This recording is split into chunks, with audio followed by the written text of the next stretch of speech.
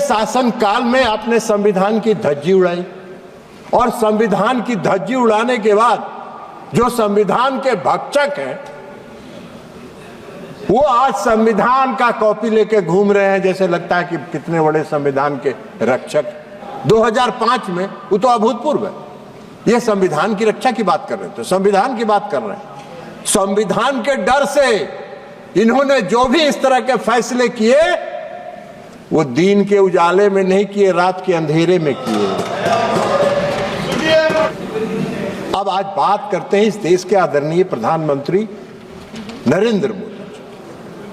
नरेंद्र मोदी जी ने पिछले 10 वर्षों में जो काम किया है उसकी विस्तार से चर्चा माननीय रक्षा मंत्री जी ने की है। एक एक काम उन्होंने गिनाया, हम उसको दोहरा के उसका समय नहीं लेना चाहते, लेकिन एक मूल मंत्र जो आदरणीय प्रधानमंत्री नरेंद्र मोदी जी का है वो इसी संविधान से निकला है, जिसमें लिखा है, उनका नारा है, सबका साथ, सबका विकास, सबका विश्वास और सबका प्रयास। यही हमारा संविधान का मूल मंत्र। अब इनको कहां से समझ में आएगा ये मूल मंत्र? इतना लंबे समय तक इन्होंने किया और सैकड़ों बार उदाहरण है जब इन्होंने संविधान की धज्जियां उड़ाई, और आज यही कारण है कि संविधान ने उनको वहां बैठा दिया जहां 15 साल से टहल रहे हैं। ये संविधान का ही, ये संविधान का, संविधान को ये ऐसा इस्तेमाल करते थे जैसे लगता था कि इनका, ये अभी चर्चा कर रहे थे, संविधान की बहुत बात कर रही थी। कांग्रेस पार्टी की माननीय सदस्य ने अपने प्रथम स्पीच में बहुत ही चुटकुले के साथ और व्यंग्यात्मक टिप्पणियां इस सरकार पर आदरणीय प्रधानमंत्री नरेंद्र मोदी जी की। अरे आप तो अभी ज्ञान आपको नहीं है, जरा अपने पूर्वजों के, आपके जो पूर्वजों ने जो इस देश में शासन किया है उनका भी जरा इतिहास तो पढ़ लेते। 100 चूहा, हम लोग के यहाँ कहावत है, सभापति महोदय आप भी जानते हैं, आपके यहाँ भी उत्तर प्रदेश में कहावत होगा, 100 चूहा खा के बिल्ली चली हज करने के लिए। पूरे शासन काल में आपने संविधान की धज्जी उड़ाई और संविधान की धज्जी उड़ाने के बाद जो संविधान के भक्षक हैं वो आज संविधान का कॉपी लेके घूम रहे हैं, जैसे लगता है कि कितने बड़े संविधान के रक्षक। संविधान के भक्षक संविधान के रक्षक नहीं हो सकते, और इसलिए आप आज वहां बैठे हैं। आपको संविधान की प्रति लेके घूमने का हक नहीं है, और जब आप संविधान की प्रति लेके घूमते हैं तो इस देश की जनता हंसती है। और आपको कम से कम महाराष्ट्र और हरियाणा के चुनाव से तो कम से कम अभियो सीख लेना चाहिए था। कुछ सुधर जाइए, कुछ सुधर जाइएगा तो आगे ठीक रहेगा।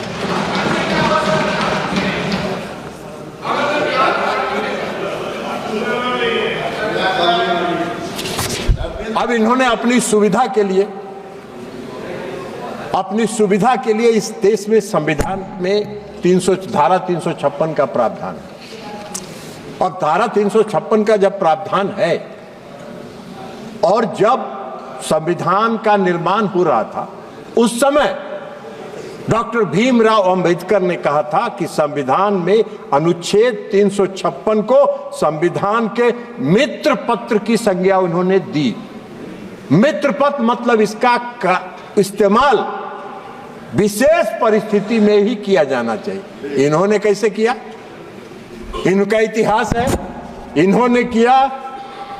पंडित जवाहरलाल नेहरू जी ने 7 बार किया 356 धारा का इस्तेमाल। इंदिरा गांधी ने किया 51 बार, 51 टाइम्स धारा 356 का इस्तेमाल। राजीव गांधी जी के शासनकाल में 6 बार इसका इस्तेमाल हुआ।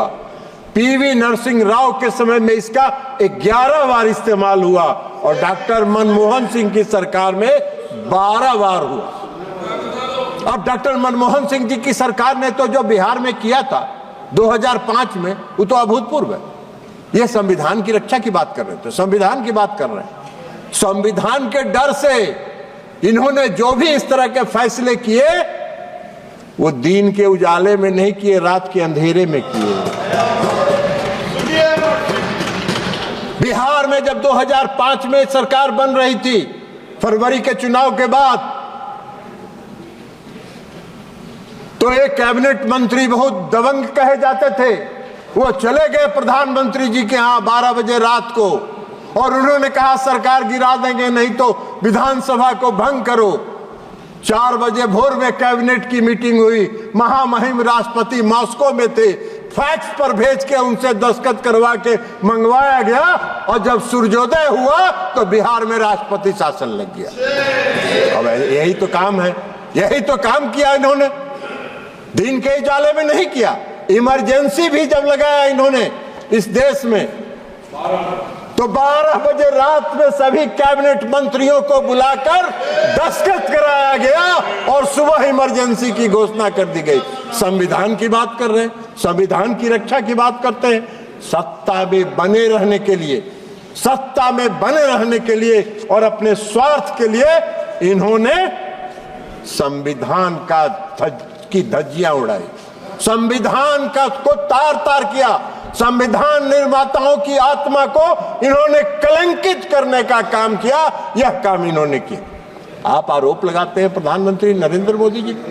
प्रधानमंत्री जी नरेंद्र मोदी जी जब शपथ लेने जाते हैं तो नतमस्तक होकर संविधान का नमन करते हैं, और तब सब शपथ लेते हैं और शपथ के मुताबिक सबका साथ, सबका विश्वास, सबका प्रयास और सबका विकास, इस मूल मंत्र के साथ इस देश के निर्माण में लगे। इसलिए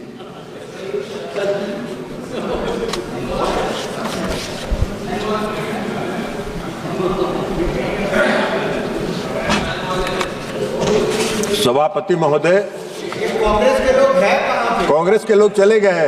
वो संविधान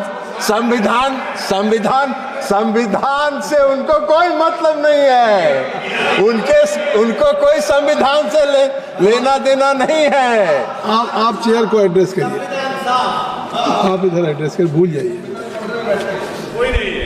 महोदय, जब 1975 में इमरजेंसी लगा तो हम सब लोग जेल में थे,